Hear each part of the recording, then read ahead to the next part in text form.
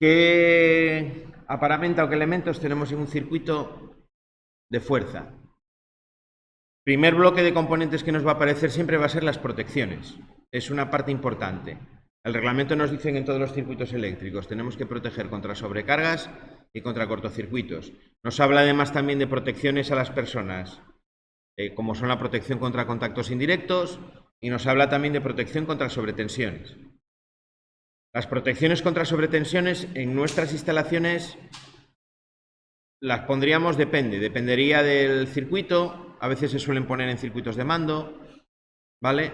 La protección contra sobretensiones no es obligatoria. Sí es muy recomendable, casi obligatoria, en algunos puntos de la instalación. Si yo estoy, por ejemplo, en una red en antena, en una zona rural, donde tengo un montón de postes de red aérea con un centro de transformación intemperie, ahí va a ser casi obligatorio poner una protección contra sobretensiones, porque tarde o temprano vas a tener la caída de un rayo en media tensión que se va a colar a través del centro de transformación y te va a llegar, no enterita, porque el pararrayos autoválvula del centro de transformación del poste te va a filtrar parte de esa onda de choque, ¿no?, del rayo, pero te va a llegar una parte importante y te va a hacer destrozos importantes en la instalación.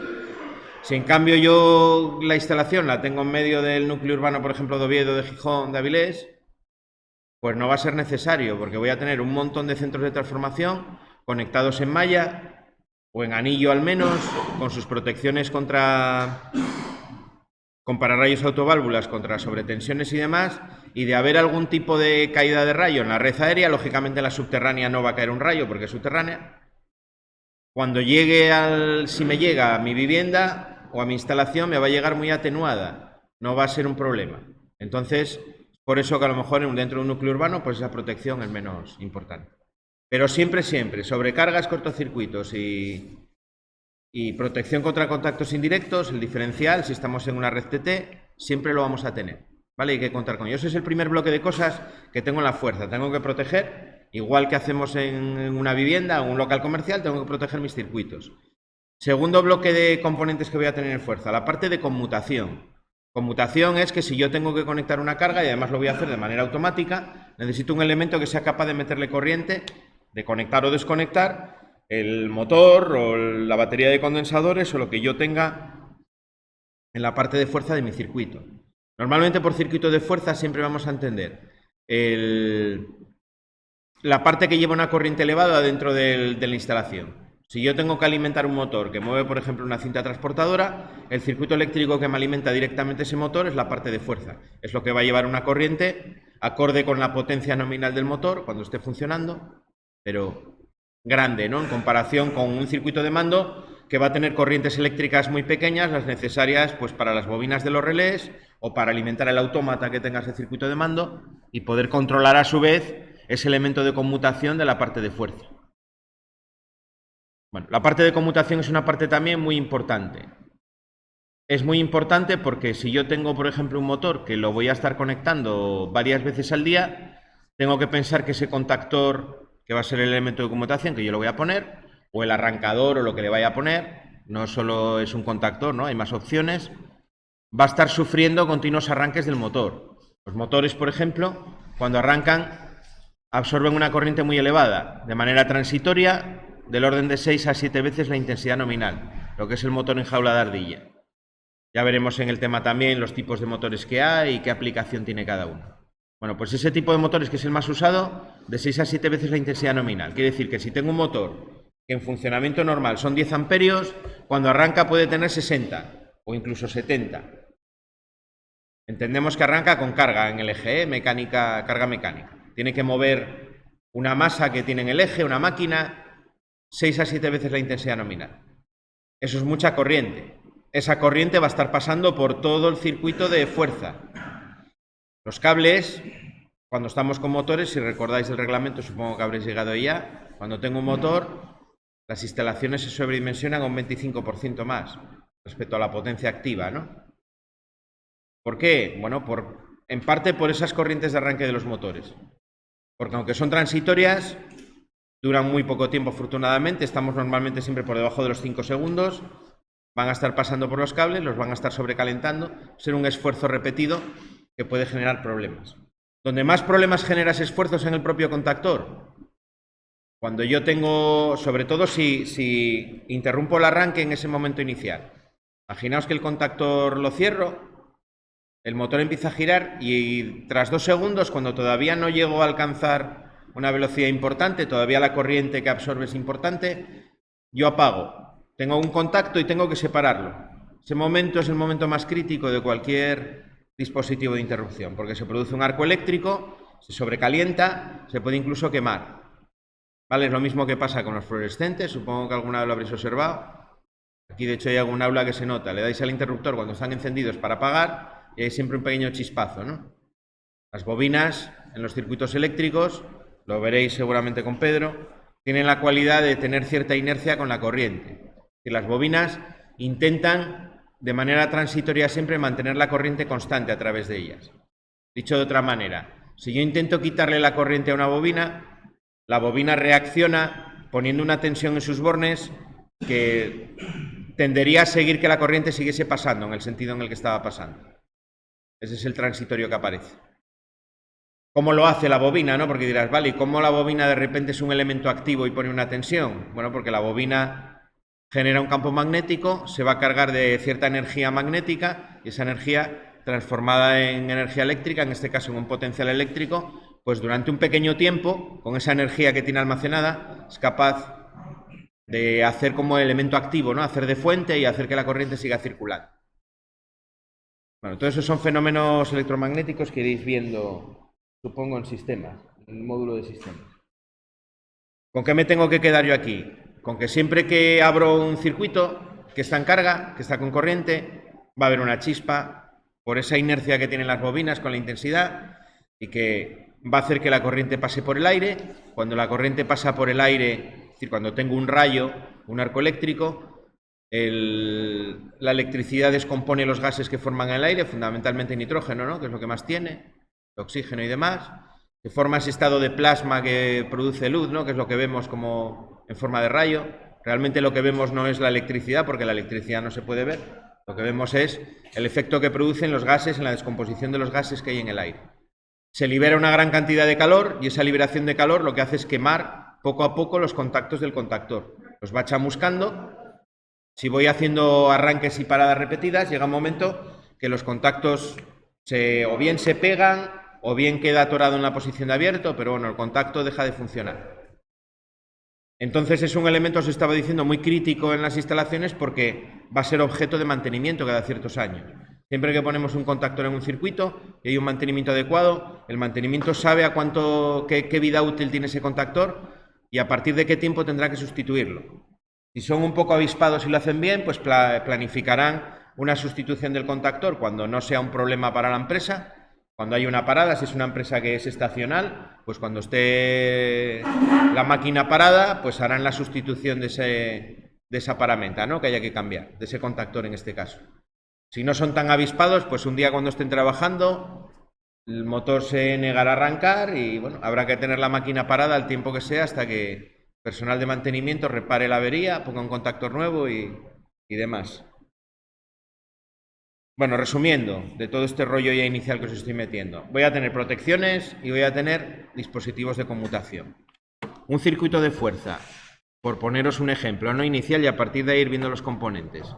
Podríamos tener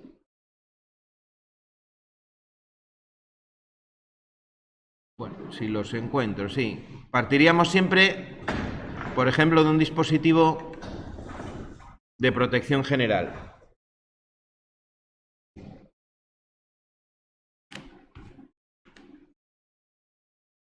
Que podría ser eso de ahí, ¿no? Si es una instalación muy grande, con un montón de receptores, pues tendré uno de caja moldeada, de un calibre bastante elevado, lo que sea, ¿no? Como esos que tenéis allí detrás, delante de aquel panel, esos son interruptores de esos de caja moldeada.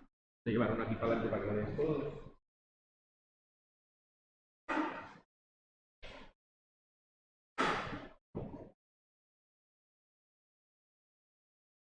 Podría ser esto de aquí, ¿no? Este cacharro. Eso sí, tengo una instalación, un cuadro muy grande, con un montón de receptores, podría tener eso en cabecera. 4 fases, el neutro, Si además tiene unos cables que salen con contactos auxiliares, pues para desconectar los mandos cuando se desconecta y demás. ¿Vale? Más o menos grande en función de los calibres. Esa protección sería general, sería la entrada del cuadro. Ya de luego depende de dónde tenga yo ese cuadro, pues a lo mejor vengo directamente del centro de transformación que lo tengo al lado porque es un centro de transformación de propietario, es una industria a lo mejor que entramos en media tensión con la corriente. Pues bueno, tendré primero el centro de transformación y luego ya el cuadro general con ese interruptor en cabecera. Luego es muy común también tener una protección diferencial general. A veces son bloques, lo que se llaman bloques Billy, cuando son sobre todo de estos grandes, pues suelen ser una serie de toroides con un relé, que es el que hace las veces de disparo diferencial. Va midiendo las corrientes de cada una de las líneas, el neutro, cuando detecta que hay una fuga, te da la orden de disparo. Estos también, los de caja moldeada grande, son regulables, no solo tienen la curva característica que estudiamos para los de calibres más pequeños, con la parte térmica y la parte magnética, sino que dentro de cada una de las dos partes puedo regular, puedo cambiar el margen de disparo y demás. Bueno, lo normal sería tener una protección diferencial. Vale. Hay veces que se exige tener una por máquina, ahí depende muchas veces de industria como les dé. En principio yo puedo tener una única protección diferencial para más de un motor. Si forman parte de la misma máquina, no tendría que haber problema. Vale. Hay otras veces que te van a exigir a lo mejor para cada motor, por lo que sea, te exigen que tengas una protección diferencial separada. Pues bueno, en cada circuito de fuerza, en cada línea, en cada motor, tendría que poner su protección diferencial. ¿Estudiasteis ya la protección diferencial en el módulo de viviendas? ¿Visteis más o menos de qué iba? La protección diferencial no es una protección en sí misma, va acompañada de que yo tenga una conexión del neutro a tierra en el centro de transformación, ¿vale? Y que en la instalación receptora las masas metálicas estén conectadas a tierra. La protección que realiza el diferencial tiene que ir acompañado de esas dos cosas, ¿no? En industria a veces no tenemos protección diferencial porque tengo lo que se llama un esquema TN. Dentro de los esquemas de distribución del neutro, que imagino que los veréis porque están al principio en el reglamento, tengo el TT, que es el que es obligatorio cuando estoy alimentado de una red pública, es decir, cuando soy un usuario de baja tensión, me alimento una compañía eléctrica, obligatoriamente TT. Si yo me alimento en media y tengo mi propio centro de transformación, tengo la opción de tener un TN, que es el neutro puesto a tierra en el centro de transformación y las masas de la instalación receptora puestas al neutro. Y ahí puede haber dos casos, o incluso tres, ¿no? Que estén combinados en el mismo conductor, que sería el TNC, lo que es la tierra y lo que es el neutro, tuviese un conductor común para el neutro y la tierra, que estén separados, pero se junten al principio de la instalación, que sería el TNS, cuando están separados, y luego podría tener el TNCS. Vale. Tres casos del mismo. En ese caso, en el caso de una TN, la peculiaridad que tiene es que yo puedo proteger contra contactos indirectos con el automático. Al combinar el neutro y la tierra, de alguna manera lo que se pretende es convertir un defecto de aislamiento, es decir, que un cable se pele y quede en contacto con la chapa de una máquina, lo convierto en un cortocircuito, porque realmente estoy uniendo la fase con el neutro. Y eso es un cortocircuito, ¿no? Si yo consigo que el valor sea lo suficientemente grande para que me dispare la parte magnética del automático, puedo proteger con el automático. Vale. Normalmente eso se puede hacer en ese tipo de instalaciones que os decía. Tengo un centro de transformación propio, con lo cual la normativa me lo permite, pero además la longitud de cable que tengo es corta. Es decir, la limitación del cortocircuito que me va a hacer, la longitud de cable va a ser muy pequeña. Sabéis que la resistencia del cable va en función de la longitud para una determinada sección. Si yo tengo mucho cable, estoy muy lejos del inicio de la instalación, del centro de transformación, las corrientes de cortocircuito cada vez son más pequeñas.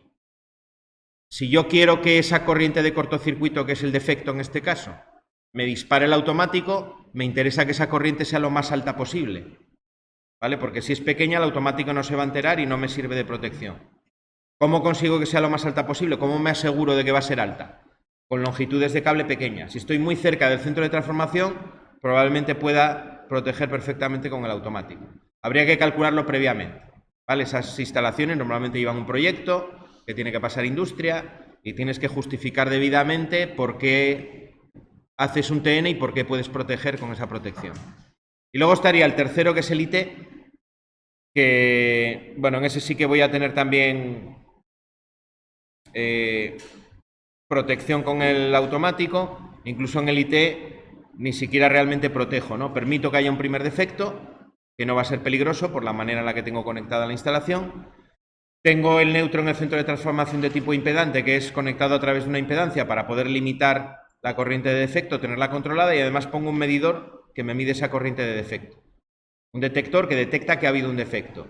El primer defecto no es peligroso por la manera en la que está conectada la instalación, es decir, si una persona toca no le va a pasar absolutamente nada, pero sí podría haber problemas si tengo un segundo defecto, porque un segundo defecto me puede poner en contacto dos fases diferentes y entonces sí que hay un problema. Entonces, ese medidor avisa al personal de mantenimiento y el personal de mantenimiento, cuando hay un primer defecto, tendría que solucionarlo sobre la marcha. Vale. Bueno, os lo explicará en todo eso de los sistemas. El diferencial tiene sentido cuando estoy en el primero de ellos, en el TT, cuando se utiliza el diferencial. Y en el TN puedo tener también diferencial, lo que pasa que ya depende, se puede quitar o se puede poner según cómo hagáis las protecciones. Bueno, esta sería la parte inicial. Tendría normalmente en un circuito de este tipo, tendría unos embarrados. Vamos a ponerle aquí unas conexiones.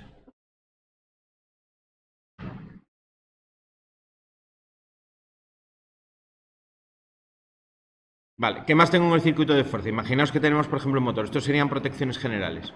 Pues ya para proteger un motor en concreto, tendría una protección contra sobrecargas y una protección contra cortocircuitos. Contra sobrecargas, una muy típica que tenemos en este tipo de instalaciones, los fusibles. Fusibles que ya no se utilizan en instalaciones de tipo, no sé, comerciales o de tipo vivienda. Aquí sí que se utilizan bastante. No se utilizan en España, ¿no? Hay otros países, por ejemplo, en el Reino Unido y demás, por ahí, tienen en cada toma de corriente hay un fusible. Es otra manera de concebir las instalaciones y si lo pensáis, son instalaciones que están bastante bien pensadas. El tema de tener una protección en cada toma de corriente está bastante bien. Aquí no los usamos normalmente, pero en las instalaciones industriales sí se usan porque son baratos. Normalmente un cortocircuito no se tiene que producir nunca, con lo cual tengo el fusible allí, va a durar eternamente. Bueno, por el tema de que está conduciendo electricidad, al cabo de unos años, si no ha habido ningún corto, se cambian. Si hay un cortocircuito, se cambian los tres a la vez. Aunque haya fundido solo uno, se quitan los tres y se ponen los tres nuevos. Para igualar el tiempo de mantenimiento y para asegurarme de que van a disparar bien. Nada, el fusible son esos casquillos, los veremos, que se meten normalmente en lo nuestro, son unas bases con las conexiones y entonces con una maneta los empujamos y los conectamos. Esa es la protección, una protección muy utilizada contra cortocircuitos. Luego tendría protección contra sobrecargas, pero antes de ello, normalmente voy a tener el elemento de conmutación, los contactos del contactor. ¿Vale? Los contactores normalmente los vamos a llamar con una K y una M. M es la letra de función que me indica que tiene una función principal, la M es de main y la K es de que es un elemento de conmutación. Vale, tiene tres contactos que son los que me ponen en conexión el motor. Vamos a hablar normalmente de motores trifásicos, instalaciones trifásicas. ¿Vale? Las instalaciones trifásicas, igual no llegasteis todavía en sistemas, pero veréis que nos llegan tres fases y el neutro. Si cojo dos de las fases, voy a sacar 400 voltios, que es la normalizada, aunque en instalaciones industriales podemos tener valores distintos también. Lo más típico son 400 voltios, que es lo que tenemos en la red de distribución pública. 400 voltios entre fases y luego si cojo una fase y el neutro, lo que me da son 230, ¿no? Como en la entrada a la centralización de contadores de un edificio de viviendas. Para las viviendas saco una fase y el neutro, lo llevo al contador, del contador me salen la fase y el neutro que van a la vivienda, se unen en la parte de arriba del embarrado con la tierra y suben los tres cables para la vivienda, ¿no? Receptor monofásico. Si tengo un local comercial, las tres fases y el neutro al contador, del contador se unen con la tierra y al local comercial, al cuadro que tenga. Aquí nosotros tenemos cargas como son los motores que no llevan neutro. Los motores trifásicos no llevan neutro, solo llevan las 3 fases. ¿Vale? No lo necesitan, veremos por la manera en la que están construidos que no necesitan de neutro para funcionar perfectamente. Entonces, estas protecciones que hay aquí, que tienen 3 fases y neutro, están porque luego tendré un circuito de mando que sí que tendrá neutro. A lo mejor pues me voy a una fuente de alimentación de la que meto 230 y saco 24 voltios y eso alimenta el circuito de mando, por poner un ejemplo. ¿Vale? Por eso necesito tener el neutro ahí. Debajo del contactor lo que solemos acoplar va a ser la protección contra sobrecargas, que va a ser un relé térmico. La parte de fuerza del térmico, la manera en la que se representa simbólicamente es esa de ahí. Lo que tenemos son 3 bimetales. Los bimetales son unas plaquitas donde se unen 2 metales con diferente coeficiente de dilatación. La línea que yo quiero detectar el calentamiento se arrolla alrededor de la plaquita de cables para que la caliente, ¿no? Cuando pasa la corriente por efecto Joule, ese conjunto de las 2 placas se va a calentar. Si supera un determinado calentamiento, uno de los 2 metales va a empezar a dilatar antes que el otro. Si yo tengo dos chapas o 2 láminas y una se dilata, lo que hace el conjunto es doblarse, ¿no? Aumenta la longitud solo una de ellas, con lo cual tendería a curvarse. Esa curvatura que se produce en las láminas dispara un resorte que hace que se disparen los contactos del térmico y se abra el circuito. ¿Vale? Y un resorte que al dispararse me abre los 3 contactos. ¿Vale? Está hecho de tal manera que si dispara una de las fases me corta las 3 siempre. ¿Vale? Es algo parecido a lo que ocurre en los magnetotérmicos. Tienen también un dispositivo muy similar para disparar. ¿Vale? Por efecto térmico. Esto siempre lo vamos a tener con los motores, siempre va a acompañar. Siempre que tenga un contactor, ¿eh? Si tengo otro tipo de arrancador, el térmico ya probablemente no esté. Pero con los motores siempre voy a tener el térmico. Ya tengo todas mis protecciones. Mirad, una protección general contra sobrecargas y cortocircuitos, una protección diferencial y luego ya dentro de mi circuito específico del motor, protección contra cortocircuitos por fusibles, un dispositivo de conmutación y el térmico. De aquí ya lo único que me quedaría sería salir a Bornas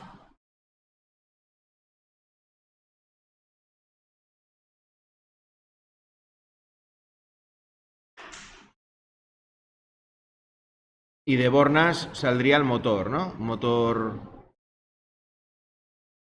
por ejemplo, trifásico.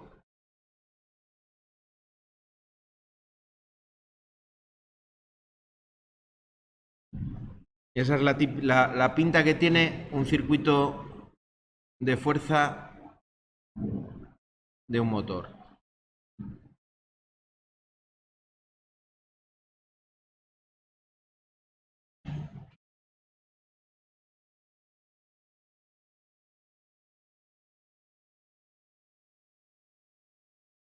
Si lo vemos todo en conjunto. Bueno, me pasé. Algo así, ¿no? Con todas sus protecciones.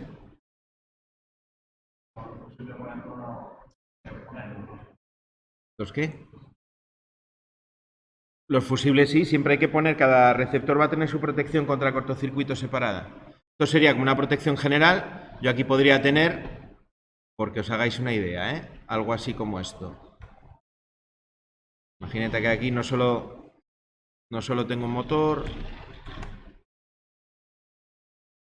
sino que tengo, por ejemplo, tengo 2 motores.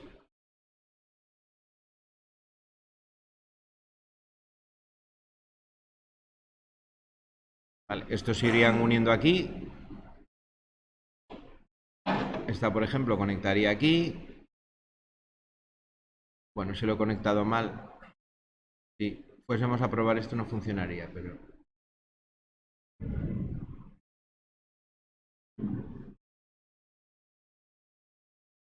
La idea es esa. Cada uno tiene su protección. Esto es una protección, esas 2 son protecciones ya más de tipo general. Vale, de aquí a lo mejor pues saldría... Bueno, aquí no dibujé el neutro. Eso iría ahí, eso iría ahí. Y a lo mejor aquí pues puedo tener, no sé, una fuente de alimentación ya para los circuitos de mando, ¿no? Suponiendo que estuviésemos con un autómata.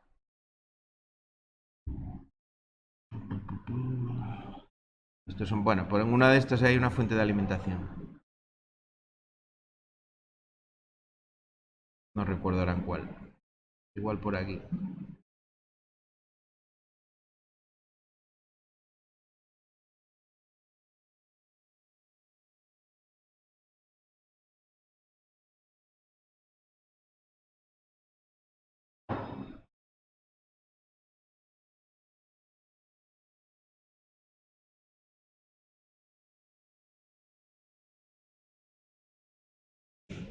Bueno, no lo encuentro ahora. En una de ellas hay una fuente de alimentación. De aquí podría sacar un circuito.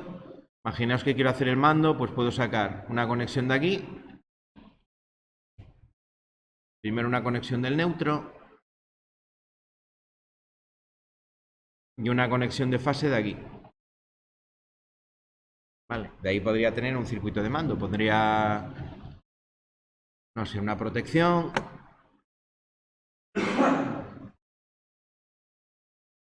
Para el circuito de mando.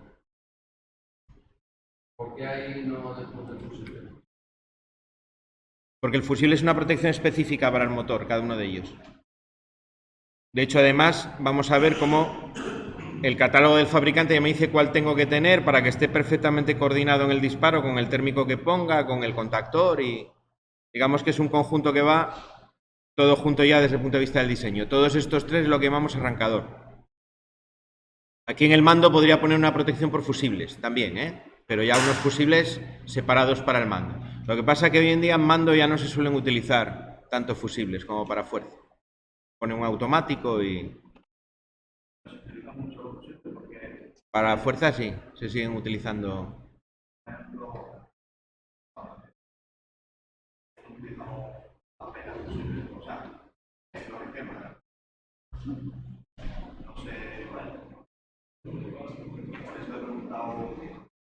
¿A qué te refieres con no utilizaste?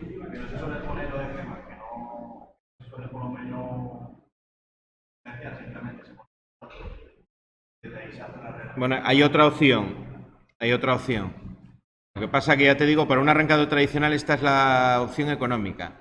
Otra opción que puedes tener que puedes ver en los circuitos, no sé si lo representa aquí, sería como un magneto térmico, pero que sea solo magnético, solo con la parte de disparo contra cortocircuitos. Esos se usan a veces también. Luego, si estoy en un arrancador más moderno con un variador de frecuencia, ahí olvidaros porque ya no voy a tener, el arrancador es el variador de frecuencia solamente. Puedo tener como mucho el contactor, que se utiliza para... Los fabricantes lo suelen representar a la entrada para dar y quitar alimentación al variador, pero bueno, lo más adecuado es ponerlo casi a la salida, ¿vale? Del variador. Pero con el contactor y el variador ya tengo toda la protección de lo demás. En arrancadores tradicionales, insisto que se siguen viendo muchísimo fusibles, porque son baratos, porque son cómodos de instalar, son más económicos desde el punto de vista de instalación y al final, como nunca va a haber un cortocircuito, aquí a veces os hablamos tanto del cortocircuito y tal y parece que el cortocircuito es una cosa, no, el cortocircuito no se tiene que producir nunca. Nosotros tenemos que proteger la instalación de algo que lo normal es que no se produzca nunca. Ni en una vivienda, ni en una instalación industrial, ni mala cosa cuando se produce un cortocircuito. ¿Por qué se puede producir un cortocircuito? ¿Por qué creéis que se puede producir? Cortocircuito viene o de una mala instalación. Si yo, por ejemplo, en una vivienda metí un montón de cables por un tubo estrechito y metí muchos más cables de los que caben por allí. Y al final, como todo, ¿no? Si yo me empeño en que entren los cables, entran. Echo mi stall, echo allí lo que sea, tal, tiro de la brida, cojo la brida mejor del mundo que aguanta no sé cuántos kilos a tracción y empiezo a tirar allí como un animal y al final pasé los cables. ¿Qué pasa? Que a veces consigues pasar los cables, pero con el propio perfil que tiene el tubo o el rozamiento de las esquinas se rasgan las cubiertas y hacen un corto entre los dos. Eso podría ser un corto por haber instalado mal. Puede ser un corto porque he instalado mal y haya dejado los cables mal pelados, cobre de sobra y alguna hebra se junte con otra.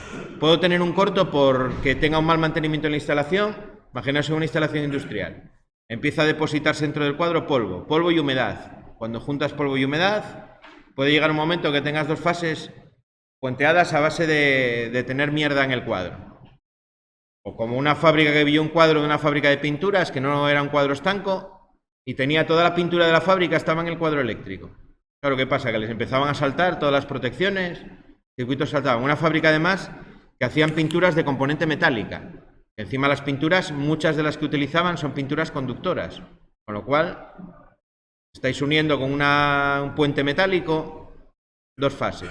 Eso es lo que me produce cortos. Un animal que te entra en un cable y te los come y te pone en contacto dos cables de diferente polaridad. Pero en otras circunstancias no se va a producir. Bueno, y luego las malas manipulaciones de los humanos, claro. Que produzcamos un corto porque hacemos una modificación en una instalación mal hecha.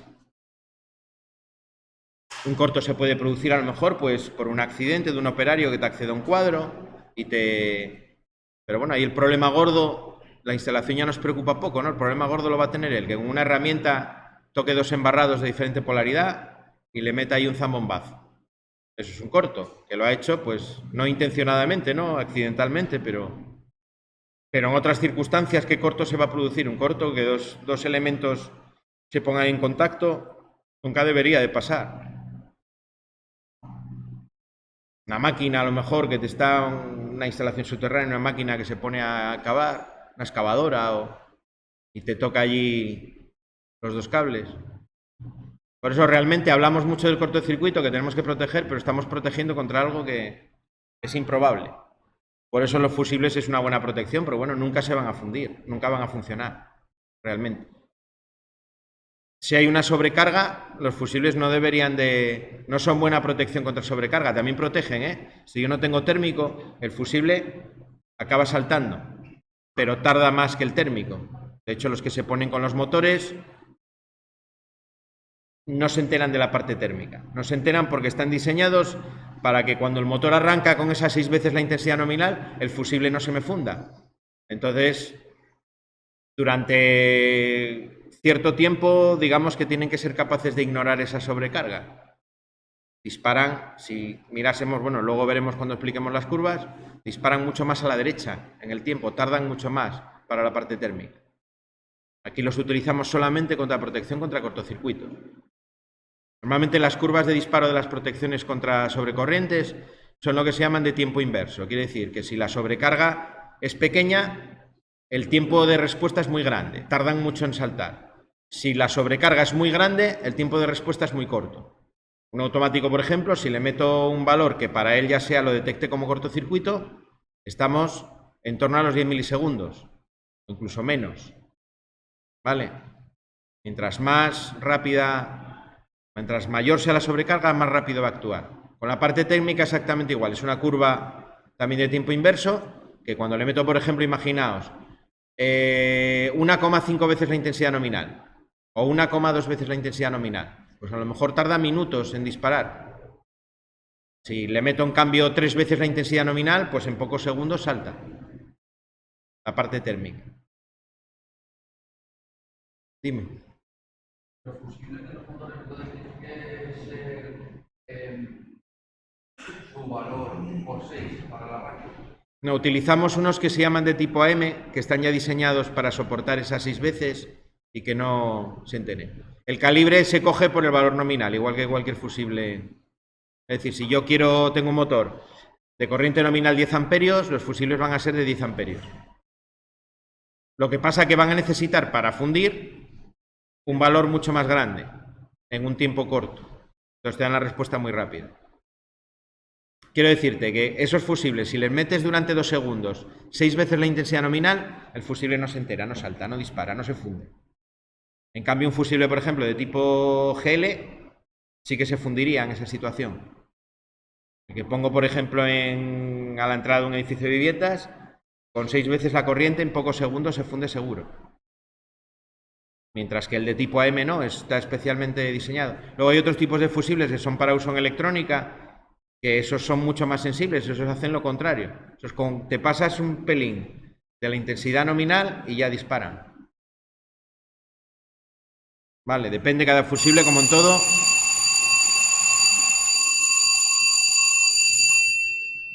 Depende de su aplicación. Pero aquí, ya os digo, en arrancadores tradicionales se siguen todavía utilizando. Cierto es que, y además el que haya ido a una industria lo va a saber, que hoy en día, cuando tengo instalaciones nuevas, no voy a tener ni tan siquiera un arrancador de esa manera, lo que voy a tener va a ser un variador de frecuencia. En el curso de segundo vamos a trabajar mucho con los variadores de frecuencia, porque hoy en día se ponen para muchas aplicaciones. ¿Por qué se ponen para muchas aplicaciones? Primero porque me permiten regular la velocidad del motor, que con un arrancador tradicional no puedo. Los motores de corriente alterna de jaula de ardilla son muy buenos precisamente porque son muy constantes en velocidad. Yo a un motor le puedo aumentar la carga mecánica que tiene en el eje y la velocidad va a disminuir ligeramente, pero muy poco. Se mantiene en un margen bastante parecido a la velocidad nominal. Eso que es muy bueno para muchas aplicaciones. Imaginaos, por ejemplo, en una cinta transportadora, ¿no? Si yo le meto mucho material encima de la cinta, el motor más o menos sigue girando a la misma velocidad. Eso está bien, no se me ralentiza mucho. O antiguamente no en los ascensores, ¿no? Cuando no teníamos variadores y eran arrancadores de este tipo tradicionales, aunque yo cargase mucho el ascensor, más o menos me iba a ir a la misma velocidad. Sí se notaba a veces ese pequeño escalón, ¿no?, que quedaba entre los pisos cuando metías mucho peso a cuando iba en vacío. Se notaba cierta diferencia por la propia inercia que llevaba, porque la velocidad era un poquito menor cuando iba cargado. Pero bueno, era una diferencia ligera. Eso que es muy bueno es muy malo porque no puedo regular la velocidad y muchas veces me interesa tener diferentes velocidades, ¿no? Por ejemplo, en una máquina herramienta, en las tradicionales, normalmente la regulación de velocidad se hacía mecánicamente con una caja de engranajes en la que yo, pues igual que las velocidades de un coche, ¿no?, y cambiando relaciones de engranajes, yo conseguía que la máquina fuese a diferentes velocidades. Una reductora y esa reductora con una caja de engranajes. Hoy en día se puede conseguir con un variador de frecuencia, simplificando mucho la parte mecánica. El variador puede hacer que el motor vaya a diferentes velocidades, de manera continua además. Yo puedo tener un cursor, un mando rotativo en la máquina, que el operario vaya acelerando el motor como quiera. Bueno, lo que ocurre en los coches eléctricos, ¿no? Los coches eléctricos tienen un tipo de motor que es muy parecido a los motores que nosotros vamos a ver. De hecho, el principio de funcionamiento es el mismo, es un motor de inducción trifásico, para que, bueno, tiene una ejecución final adaptada a su uso, que es el de un coche. Pero es eso, es un motor de este tipo de corriente alterna, con un variador de frecuencia, etcétera, etcétera. Y el motor es de corriente alterna, aunque las baterías sean de corriente continua, porque el variador, lo vamos a ver en segundo, es un dispositivo electrónico que coge corriente continua y a partir de ahí se inventa una corriente continua pulsante que al motor le da la sensación de estar alimentado en alterna. De alguna manera lo engaña, ¿no? Le hace como que está alimentado en alterna, pero está alimentado en continuo. Pero bueno, es lo mismo, un variador con un motor de este tipo. Eso es lo que más vais a ver hoy en día. El que vaya, por ejemplo, a Thyssen o tal, una empresa que haga instalaciones donde hay muchos motores, va a ver que toda la alimentación, todos los arrancadores son con variadores. O si es un motor que va a una velocidad fija, muchas veces con lo que se llama un arrancador estático. Dispositivo electrónico que hace lo mismo. Te permiten además también que el motor arranque lentamente, con suavidad, ¿no? Que pase, por ejemplo, de 0 a las 3000 revoluciones en 5 segundos. Pues tú regulas que esa aceleración del motor sea continua, no sea la que tendría de manera natural, sino que vaya proporcionalmente al tiempo. Eso, o que frenen de una determinada manera. Puedes, no sé, conseguir un frenado por inyección de corriente continua, que con un motor de estos en un arrancador tradicional es más complicado. Necesitas poner un puente rectificador, unos contactores ahí, hacer una milonga muy complicada para lo que hoy en día con un variador lo puedes hacer muy fácil. Un variador, una resistencia conectada al variador, el variador en un momento dado, cuando tú le das la orden, te inyecta corriente continua al motor, la resistencia, la finalidad que tienes, como va a haber una corriente más grande, pues disipar el calor, ¿no?, para que el motor no se me queme. Y te frena el motor en nada, te crea como un electroimán en la parte del estator y el rotor queda clavado. Pero bueno, tenemos que ver los arrancados tradicionales porque hay muchos por ahí todavía. Es que si vais a una industria vais a encontrar estría triángulo, vais a encontrar arranque directo, inversiones de giro. Vale. Era como uno que me decía una vez, que venía un antiguo alumno, decía, joder, no les enseñes ahí los relés, y eso ya no sé, circuito de marcha paro. Y joder, no, claro, tú que estás haciendo instalaciones nuevas, que eso ya no lo ponemos, no, sí, pero que tenga que ir de mantenimiento a cualquier industria, que vaya a Parcelor o vaya a una central eléctrica o vaya Se va a encontrar de esto en todos los lados. Vale. Yo, por ejemplo, a los variadores los conozco por los motores. Pero tú, por ejemplo, un ascensor, o sea, yo lo que me he entendido es que los variadores existían porque tú tenías como un pulsador, pero gradual. ¿Sabes? Tenías una... Que pueden regular la velocidad de manera continua, sí. Sí, pero me refiero que tú tenías como una escala. En cambio, por ejemplo, un ascensor es caballo y rey, es pisos. Todo como un modelo muy tal. También llevaría variador de recuerdo. Sí, es que el variador, aparte de poder regular la velocidad, de esa manera que dices tú, gradual, lo que te permiten hacer es mantener una velocidad constante, pero constante es exactamente la misma velocidad, independientemente de la carga que le metas al motor. Es decir, un ascensor, imagínate un ascensor de un hospital, de estos que montan una cantidad de peso enorme, un montón de personas, te va a ir exactamente a la misma velocidad clavado, vaya vacío o vaya lleno hasta atrás, hasta el máximo peso que puede llevar.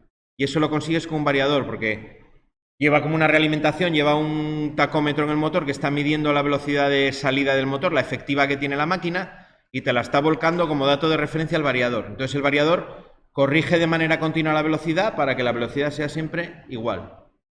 Y además te permite otra cosa que es muy interesante, que son arranques y paradas graduales.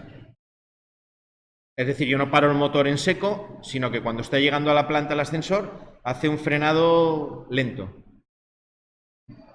O cuando arranca lo mismo, en vez de pegar un golpe a los que están dentro, ¿no? Arranca lentamente. Eso se utiliza mucho también hoy en día en los pasillos de los aeropuertos y en las escaleras mecánicas. Cuando no hay gente, ellos están continuamente girando, pero giran a una velocidad a lo mejor de la mitad, mucho más lento de lo que giraría. ¿Por qué? Pues porque me permite ahorrar energía. Si está girando más despacio, va a consumir menos potencia. Imagínate un aeropuerto, no sé, por la noche que habrá muy pocos vuelos, a lo mejor algún vuelo internacional, pues están los pasillos sin gente, pues giran, pero más lento. Entonces, cuando una persona entra, hay una célula a la entrada del pasillo de la escalera mecánica, el motor empieza a acelerar para ponerse a la velocidad normal que tiene que ponerse. Pero para que la persona no se desequilibre, no note ese acelerón, lo que hace es acelerar lentamente. De tal manera que el que se monta ni se entera, o casi ni se entera. Pues bueno, si es a lo mejor una persona mayor o alguien que tenga problemas de movilidad, pues a lo mejor si de repente se acelera se puede caer. O en una industria, por ejemplo, imagínate una línea de producción que tiene botellas de vidrio. Yo tengo la máquina parada, arranco la máquina. Si arranco con un arrancador tradicional, las botellas van a golpear. Puede que no pase nada, pero en algún caso a lo mejor no me interesa que se golpeen.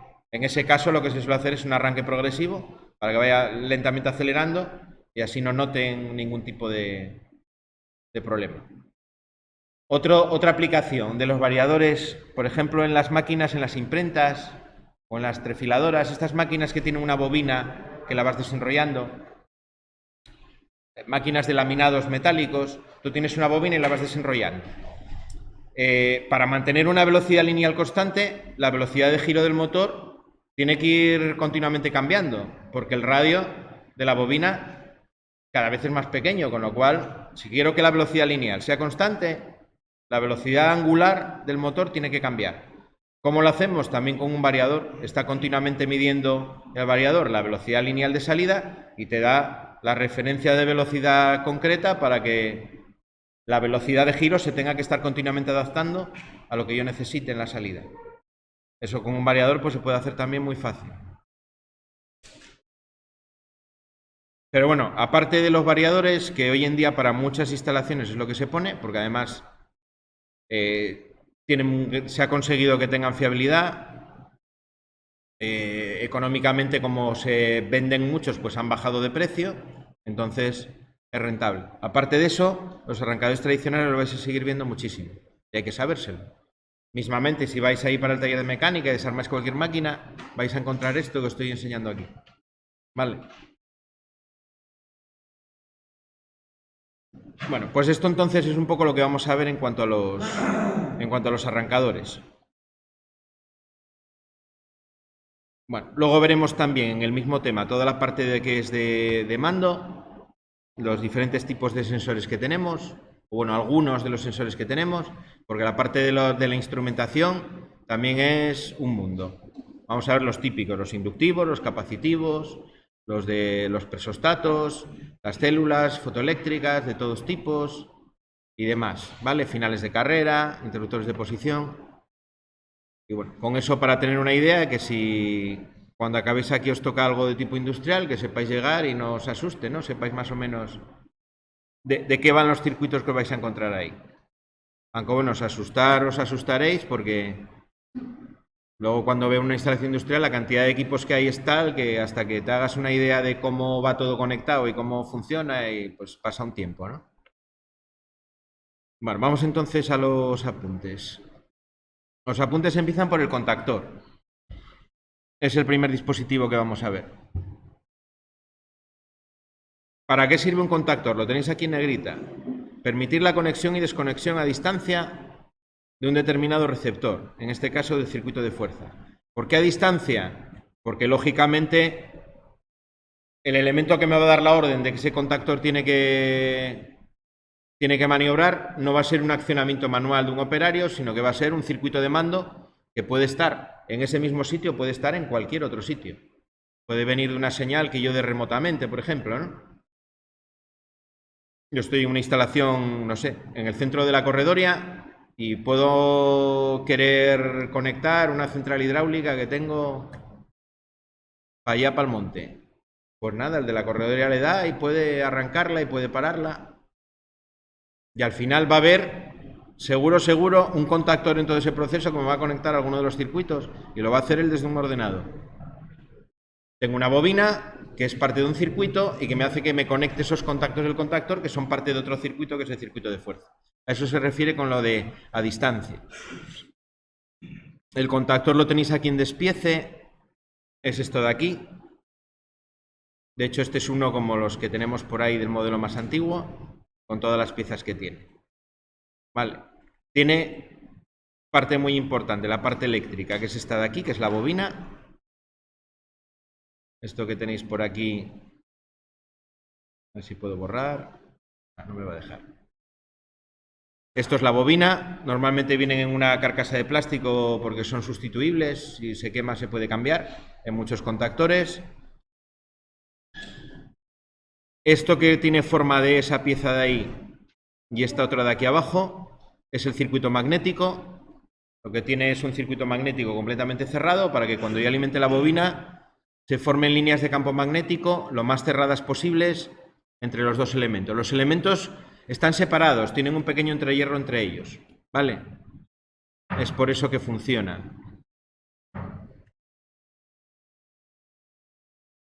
Así, de manera simplificada, el circuito sería algo como esto de aquí, la parte del circuito magnético. Una bobina que cuando yo alimento voy a producir un campo magnético que se canaliza a través de ese material.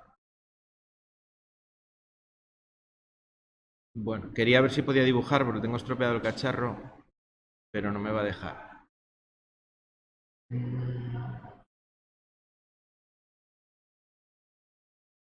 No me deja. Bueno, imaginar, aquí se forman una serie de líneas de campo magnético. No sé si visteis algo de magnetismo en sistemas. ¿Llegasteis ahí? ¿A magnetismo? Bueno, cuando yo le meto corriente a una bobina, se genera un campo magnético exactamente igual que... Voy a dibujaroslo ahí, no va a salir la grabación, pero...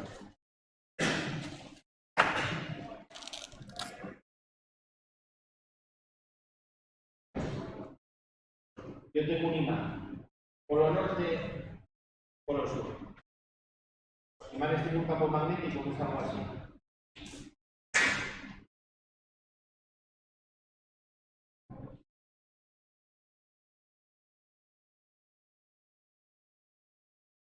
Hay una serie de líneas de campo.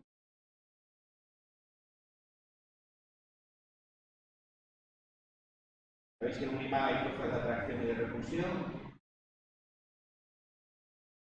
Esas líneas me representan las zonas del espacio donde esa fuerza tiene el mismo valor. A medida que me voy acercando al imán, las líneas están más juntas, con lo cual la fuerza es más grande. A medida que me voy alejando, están más separadas, fuerza es más menor. Fuerza depende, me parece, de los imanes desde el cuadrado de la distancia, con lo cual, en cuanto me alejo un poquito, enseguida pierdo esa atracción que me haría el imán.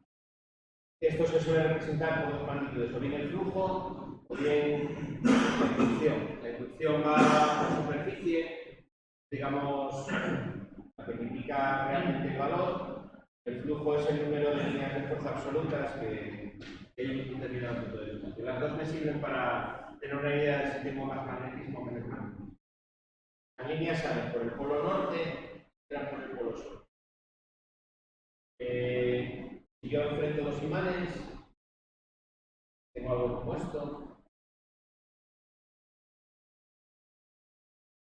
Las líneas que salen de este se canalizan a través del otro. Y aparece aquí una fuerza de atracción, ¿no? Cuando enfrento dos imanes, estas seguirían saliendo por aquí, entrando por aquí.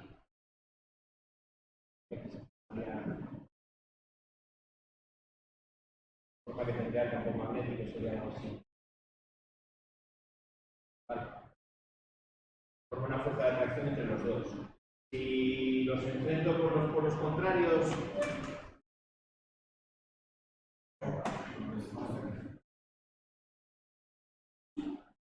me enfrento por el mismo polo, perdón, así.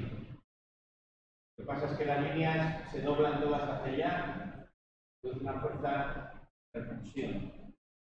La forma que tendría sería algo así. Vale, la fuerza resultante sería que tienden a separarse.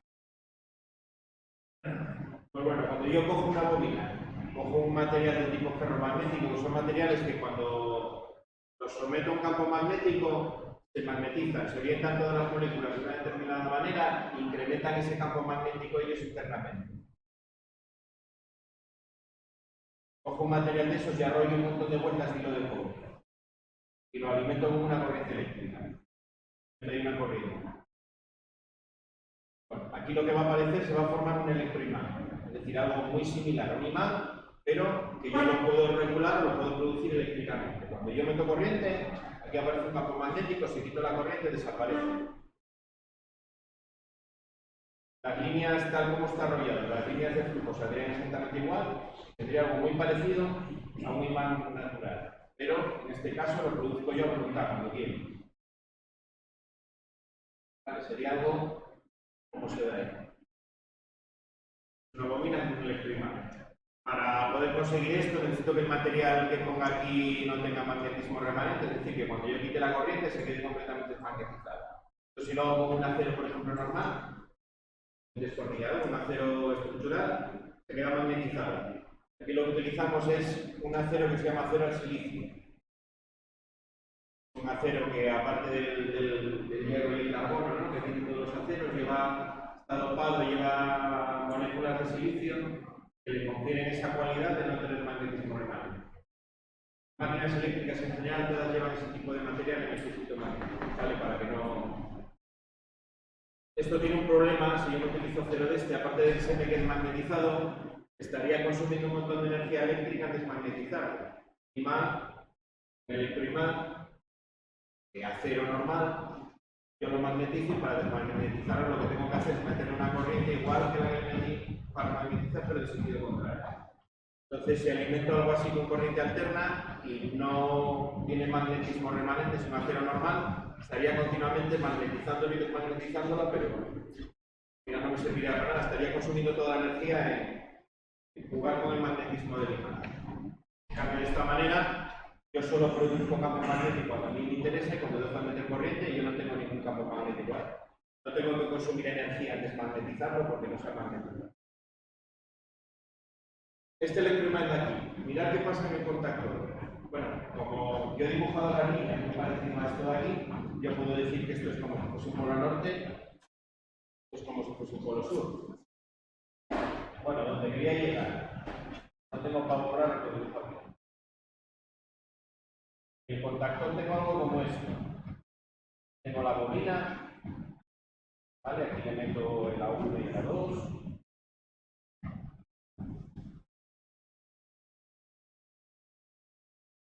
Y aquí tengo la otra parte. Aquí hay un pequeño entrehierro, ¿vale? En los magnéticos de las máquinas, la parte donde tengo aire se llama entrehierro. Aquí se produce un campo magnético, un flujo que se canaliza de esta manera, como tengo material ferromagnético, las líneas de campo tienden naturalmente a canalizarse a través de ellas, de esta manera, formando un circuito magnético cerrado. Aquí tengo un entrehierro que voy a tener cierta dispersión, ¿no? Va a haber parte del magnetismo que se me va a escapar por ahí, lo que se llaman las líneas de dispersión. Pero bueno, la mayor parte, como el entrehierro es muy estrechito, va a conseguir pasar al otro material y canalizarse de esa manera. Bueno, tengo dos electroimanes, ¿no? Uno donde yo tengo la bobina y otro que al influir en las líneas de magnetismo que produce esta parte, pues también va a ser como un electroimán. En este, las líneas de campo salen por aquí, por tanto, esto va a ser un polo norte. Esta cara de aquí va a ser un polo norte. Esta de aquí, las líneas están entrando, ¿no? Las líneas entran por el polo sur. Por lo tanto, esto es como si fuese el polo sur. En estas dos partes de aquí del entrehierro ocurre algo igual, algo similar. Por aquí entran, por lo tanto, esto sería un polo sur. Por aquí entran, esto sería un polo sur. La otra pieza que está enfrente, como las líneas que están saliendo, es un polo norte. Tengo un polo norte enfrentado con un polo sur. Aquí lo que aparece es una fuerza de atracción, ¿no? Esto se atrae con esto. El resultado final es que la culata, la parte móvil, que es esta de aquí, se cierra contra la otra. El entrehierro se queda reducido a prácticamente nada, ¿no? Porque las dos piezas quedan en contacto. Cada vez que meto corriente, esta pieza se mueve y hace plac, cierra sobre la otra, ¿no? ¿Vale? Aquí lo que hay es un resorte, hay un muelle que hace que estén separadas. Cuando yo meto corriente en la bobina, el muelle se pliega, ¿no? Por esa fuerza que aparece y las dos piezas se cierran. De aquí yo leo uno de los contactos. Tengo aquí unas placas unidas a esa parte móvil.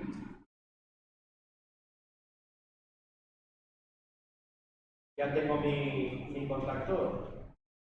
Cuando yo le meto corriente, como esta pieza se mueve hacia la izquierda, esta pieza se cierra y el contacto queda cerrado. Está pasando corriente por ahí. Bueno, esto por tres, ¿no? Porque tengo tres contactos entonces. Este es el principio de funcionamiento de un contactor. Circuito magnético, como si fuese. Como el que tenemos en un relé, ¿no? El relé es exactamente lo mismo. Lo que pasa es que en el relé el circuito magnético es más pequeño, no es tan evidente, simplemente una placa en la parte superior y el núcleo de la bobina que también es ferromagnético. Pero es exactamente lo mismo. El relé, miráis que tenéis ahí dentro, vais a ver por aquí sobresalir parte del circuito magnético y luego aquí tiene como una placa. Entonces se forma aquí el polo norte, aquí el polo sur, pasa lo mismo, ¿no? Que en el relé la placa se ve atraída hacia la bobina. ¿Entendido más o menos esto? Lo veréis de todas maneras concretas.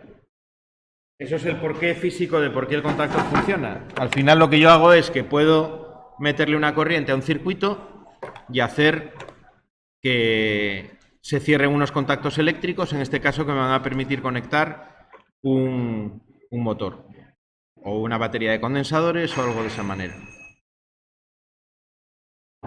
Ahí tenéis en los apuntes descrito las diferentes partes. El núcleo, que son esas chapas magnéticas del contactor. La armadura, mismo material que el núcleo, es la parte, digamos, móvil, ¿no? El núcleo sería la parte fija del circuito magnético, la armadura la parte móvil. Y luego la bobina, que normalmente va adaptada al tipo de corriente con el que voy a alimentar. Yo puedo tener un contactor que funcione pensado para motores de 400 voltios, la parte de sus contactos, pero la bobina puede funcionar con un circuito de 24 voltios. ¿Vale? De hecho, en algunas marcas se puede cambiar la bobina para adaptarla a diferentes tensiones. Normalmente las de alternas se pueden cambiar sin problema. Si quiero cambiar a corriente continua, la bobina ya necesito meter más cosas. Necesito un par de diodos para evitar disparos intempestivos. Tiene algo más. Pero en corriente alterna, por ejemplo, se pueden intercambiar las bobinas de un valor a otro y hacer que el contactor pueda funcionar en otro circuito a otra tensión. Luego en la parte eléctrica tengo los contactos, que es lo que llamamos los polos. Quedaros con esa palabra. Polos es cada uno de los contactos del contactor. Es de esas palabras técnicas, digamos, que aparecen, ¿no? Se llaman polos. Los resortes que son esos muelles que me van a permitir que el contactor esté en posición de abierto. Necesito un muelle que me lo mantenga abierto para que cuando yo deje de hacer circular la corriente va a hacer que se cierre, pueda volver rápidamente a su posición de reposo. En los contactores, además, es importante que vuelva muy rápidamente. Siempre que tengo que interrumpir una corriente, necesito que el movimiento de los contactos sea lo más rápido posible. Siempre. Es la diferencia, de hecho, fundamental que hay entre un interruptor y un seccionador. ¿Vale? Un seccionador es un elemento que me permite aislar un circuito de otro.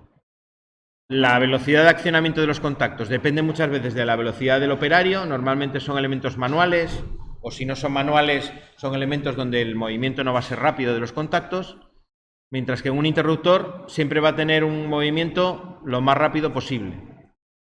Por ejemplo, en las subestaciones los interruptores se suelen disparar con aire comprimido. Es una manera muy efectiva de hacer que un contacto se mueva bastante rápido. Con muelles también, a veces con el propio, se llama por soplado, es un efecto del propio arco eléctrico, va a producir una fuerza que tienda a que se separen más rápido los contactos. Hay diferentes técnicas para conseguirlo, pero en cualquier caso un interruptor o un elemento que interrumpa corrientes tiene que abrirse lo más rápidamente posible.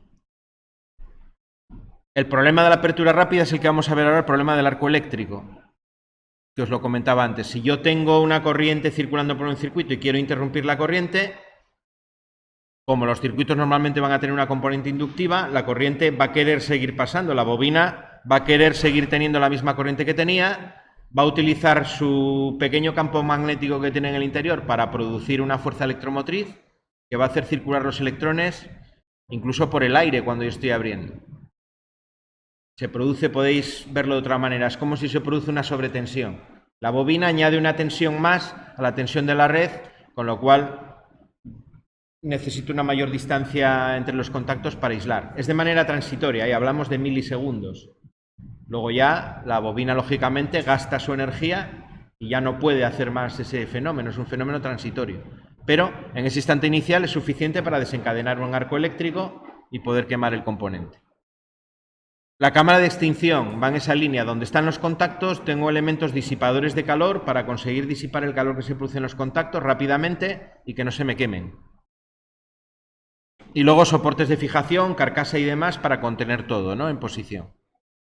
Tenéis el despiece ahí más o menos de todos esos componentes.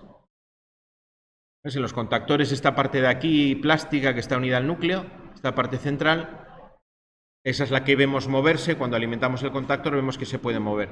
Aquí arriba se le pueden acoplar más bloques de contactos, contactos auxiliares, contactos temporizados. Podemos ponerle auxiliares que se llaman para conseguir una mayor funcionalidad. Luego la parte de la bobina que está en medio del circuito magnético y aquí la parte de los contactos.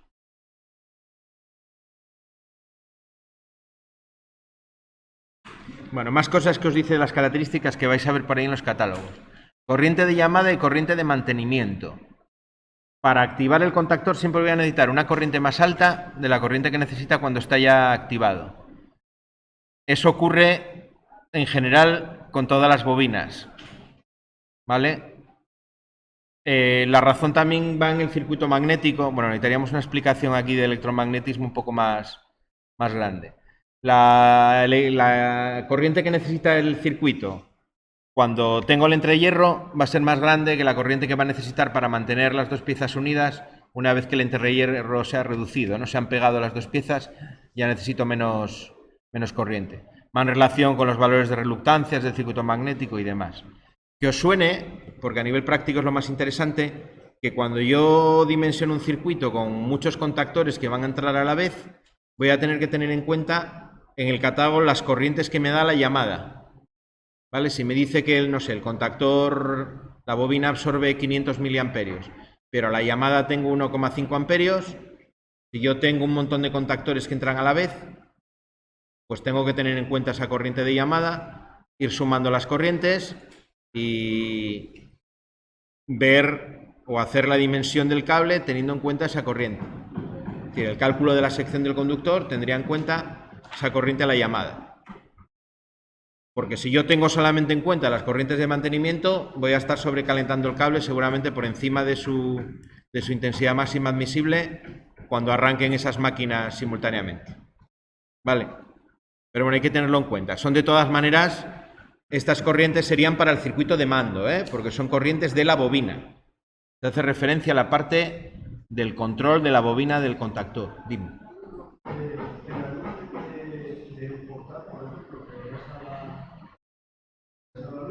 Y luego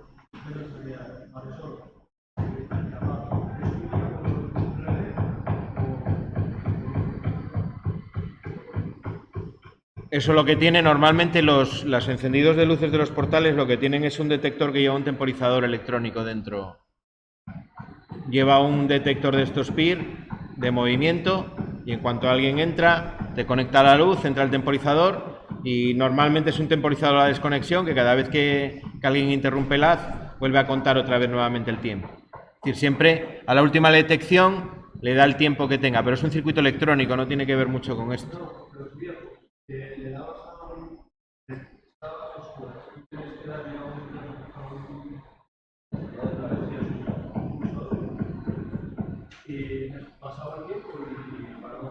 Los antiguos eran lo mismo, pero con un dispositivo de relojería. Lo que lleva es un pequeño motorín que te alimenta como si fuese un reloj. En vez de estar alimentado, en vez de estar accionado el reloj por un resorte, como son los relojes tradicionales, ¿no? Un resorte que cuando le doy cuerda yo lo pliego. Al final lo que estoy es cargándolo de energía mecánica y en cuanto pongo el reloj funcional, ese resorte se va desenrollando y va devolviendo esa energía mecánica, es lo que mantiene los engranajes continuamente funcionando en el reloj, ¿no? Hasta que se despliega del todo y es cuando el reloj se para. En los dispositivos electrónicos, que lo tenemos también en temporizadores en el taller, hay algún modelo de esos, lo que tiene es un pequeño motorín eléctrico que lo que hace es alimentar un mecanismo de relojería, que son engranajes de plástico, pero no deja de ser un reloj. Lo que te hace es medir los segundos que yo le haya puesto y me abre los contactos. Es un temporizador al final. De tipo electromecánico en este caso los más antiguos, pero exactamente igual. El efecto es el mismo, que es que te apaga la luz al tiempo. No lo sé. Nunca lo sé llamar de esa manera. Puede ser, ¿eh?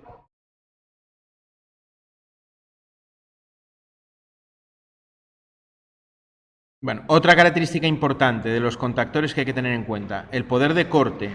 Eso es importante de cara a dimensionarlos. El poder de corte es el valor de la máxima intensidad que son capaces de cortar. Es decir, está cerrado el contacto, quiero abrirlo, ¿qué intensidad máxima es la que puedo cortar? Bueno, pues es... ¿De dónde viene la importancia del poder de corte? De ese caso que os decía al principio de la clase. Yo tengo un motor que acaba de arrancar, le doy a marcha y le doy acto seguido al paro. Si le doy acto seguido al paro, como el motor está arrancando, tiene 6 veces la intensidad nominal. Yo tengo que garantizar que el contactor es capaz de manejar esa intensidad tan elevada. El catálogo me va a poner una referencia de poder de corte y yo tengo que calcular para el caso concreto de mi motor, que voy a hacer ese tipo de maniobra, de pararlo según lo estoy arrancando, tiene que poder soportar la intensidad que yo voy a producir en el circuito de fuerza. Es decir, el poder de corte del contactor tiene que ser mayor que 6 veces la intensidad nominal del motor. Vale. Hay máquinas donde ese funcionamiento se utiliza, máquinas que son posicionadoras, que el motor se utiliza para posicionar un determinado elemento y yo puedo estar jugando con marcha-paro, dándole pequeños toques al motor para que se posicione. Sería una aplicación de eso. En ese caso, el poder de corte es muy importante porque voy a tener que poder cumplir con él. Si es un motor que yo lo voy a arrancar y cuando pare yo voy a estar seguro que va a parar con la corriente nominal, en ese caso el poder de corte no es tan importante. ¿Vale?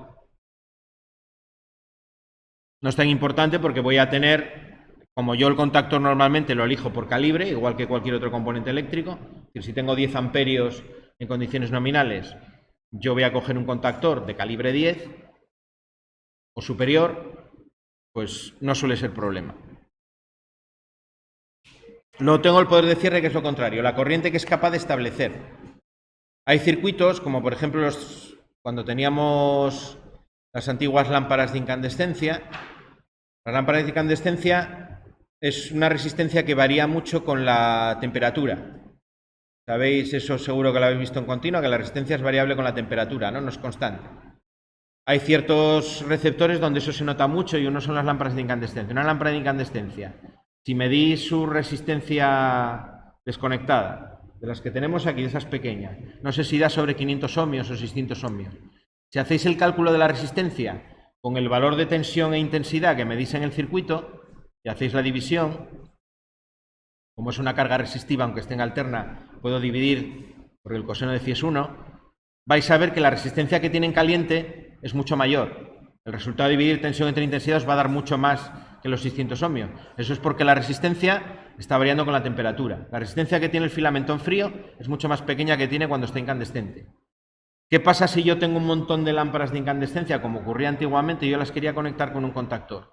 Pues que en el momento en el que las conectaba, como su resistencia en ese instante era muy reducida, había un pico de corriente inicial que podía llegar a ser 10 y 15 veces la intensidad nominal. Entonces tengo que garantizar que el contactor es capaz de soportar, aunque sea por milisegundos, porque en este caso sí que hablamos de un transitorio muy corto, mucho más corto que en un motor, pero tiene que poder soportar esa punta de intensidad de 15 veces la intensidad nominal sin problema. Eso es a lo que hace referencia al poder de cierre, ¿vale? Hoy en día no es tan relevante, bueno, es relevante desde el punto de vista de que en un motor pues me tengo que garantizar que soporta 6 o 7 veces la intensidad nominal en ese instante inicial, ¿vale? Pero en otras cargas, como las de incandescencia, las lámparas de incandescencia, era todavía mucho más acusado. Lo principal, que es la intensidad nominal térmica, cuando esté funcionando en una aplicación normal con un contactor, es el valor más importante. Si el motor lleva tanta corriente, pues necesito un contactor que sea capaz de manejar de manera permanente toda esa corriente. Lo que es el calibre, ¿no? Igual que en una protección magnetotérmica, es el mismo concepto. Más datos que os dan los fabricantes, pues la intensidad temporal admisible. Pues aquí una serie de normas que os dicen durante cuánto tiempo tiene que aguantar una determinada sobreintensidad, ¿vale? Con una serie de condiciones de ensayo. Nos ponéis después de un tiempo de reposo de 1 hora sin alcanzar calentamientos peligrosos. La tensión asignada de empleo, eso hace referencia a la parte de fuerza, a la parte de los contactos, a qué tensión los puedo utilizar. La tensión es importante desde el punto de vista del aislamiento que os dé de un contacto a otro, ¿no? Pueden ser de 440 voltios, 660.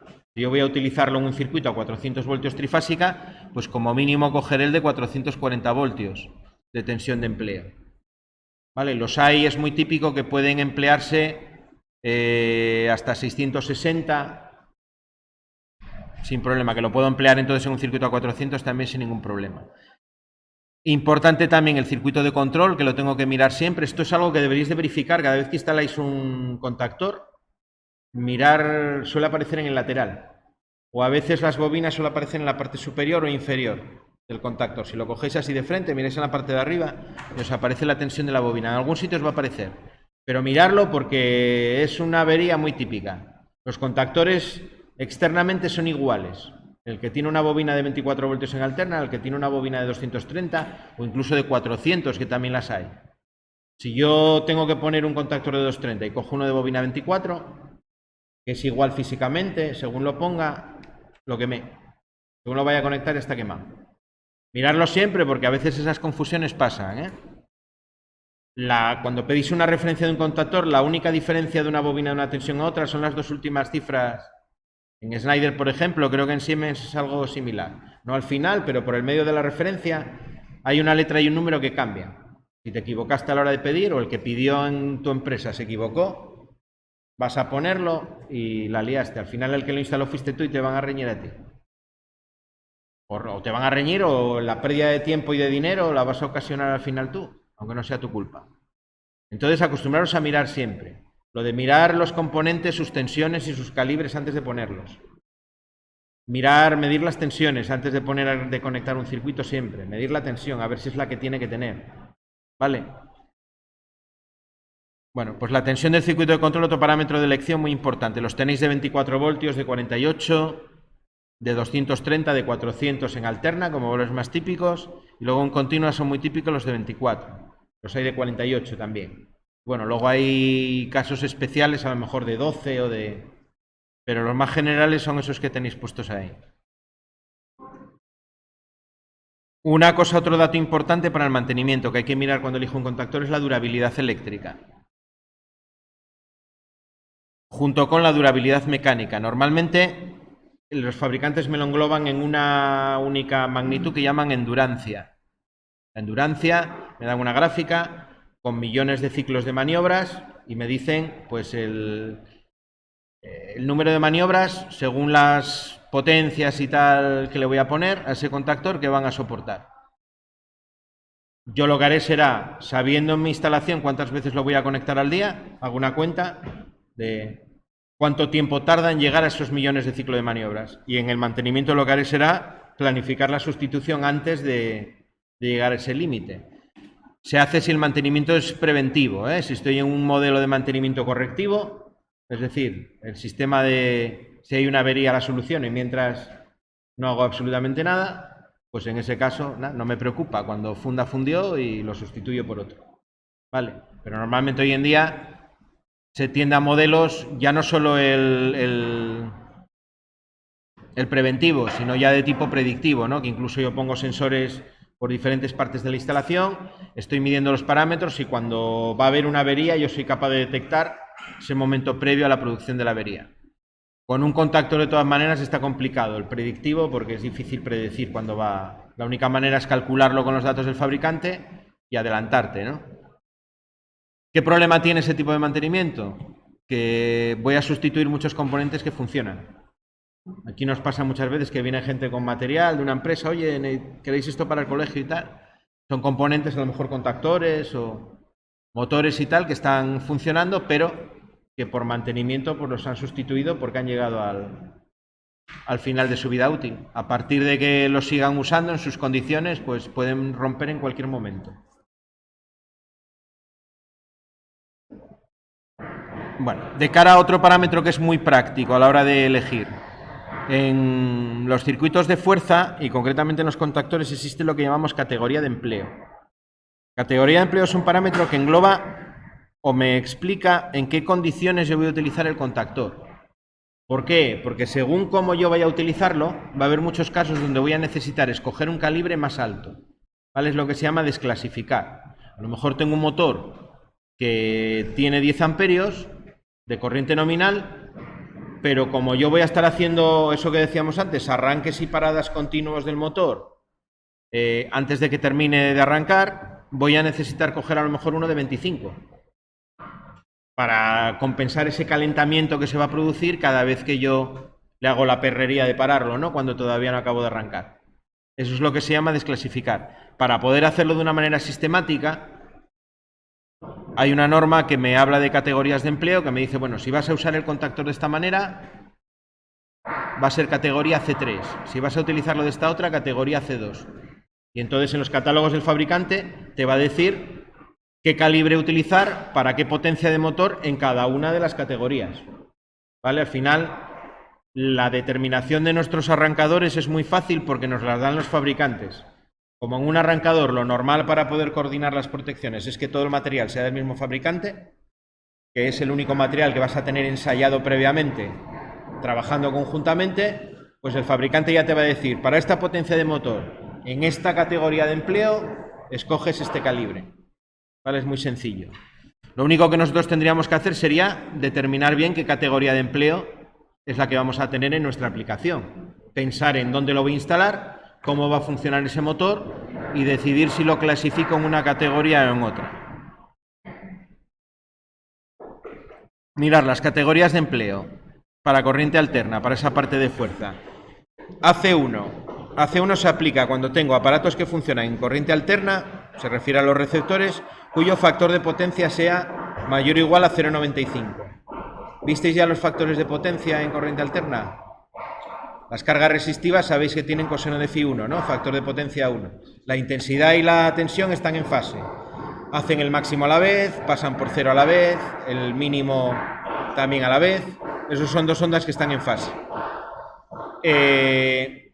Exactamente igual todas las fórmulas y todo en ese caso que como en corriente continua. Bueno, cuando tengo algo de ese tipo, que normalmente suelen ser instalaciones de calefacción, que son cargas resistivas, máquinas en general de caldeo de cualquier tipo, industriales, si yo tengo un circuito de fuerza que me alimenta unas resistencias que me calientan un determinado fluido para un proceso productivo, eso es categoría de empleo AC1.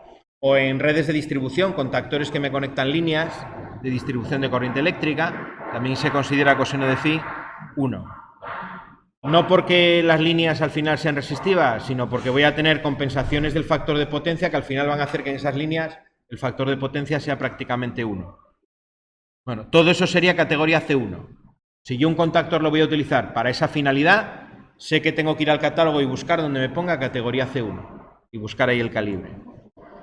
Categoría C2. Esto es una de esas situaciones complicadas, ¿no?, que le damos al motor.